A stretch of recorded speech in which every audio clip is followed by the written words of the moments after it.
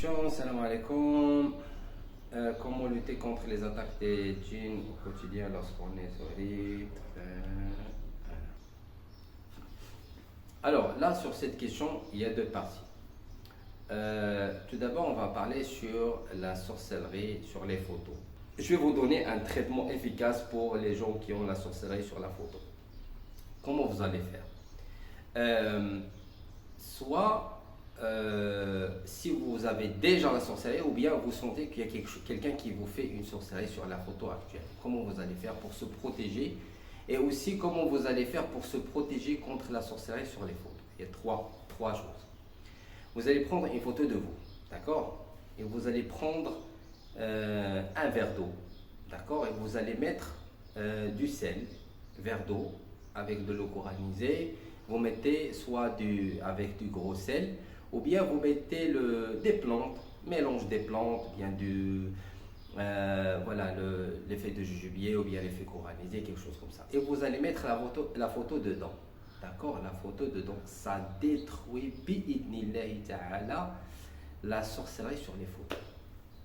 D'accord?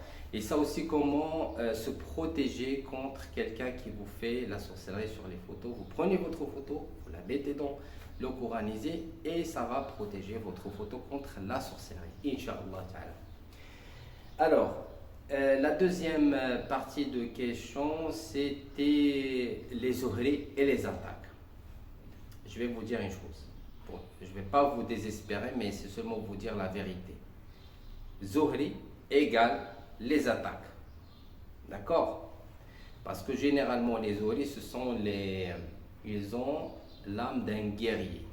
Ça veut dire, les djinns et les shayatines, ils les voient comme des ennemis. D'accord? Comme des ennemis. Pourquoi? Parce que vous êtes la source qui partage la lumière sur la terre. La personne qui a les armes, l'énergie pour tuer, pour menotter, pour enchaîner les djinns. La personne qui a la capacité pour sauver les gens, pour partager le savoir, pour aider les gens, pour guérir, etc. Donc, vous travaillez pour amplifier, augmenter une bonne énergie sur la terre et aider les gens, partager l'amour, etc. sur la terre.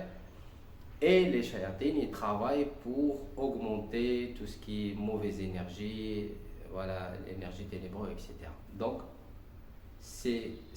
vous travaillez contre les objectifs des djinns et des shayatines. Donc, c'est normal, ils vont vous considérer comme étant des ennemis. C'est pour ça, la protection, c'est obligatoire. Quelqu'un vous dit, moi je fais la prière, je lis le Coran, etc. Je vois que ce n'est pas suffisant. La prière et les adorations que vous faites, ce sont des devoirs que Allah vous a demandé de faire. Mais ça, c'est une tâche supplémentaire. D'accord? La prière, ce sont des devoirs, des choses obligatoires qu'il faut faire.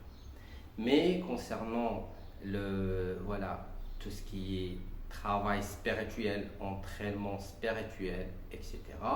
Ça, c'est qu'il faut s'entraîner pour que vous puissiez compléter votre mission sur cette terre comme il faut, bi'idnillahi ta'ala.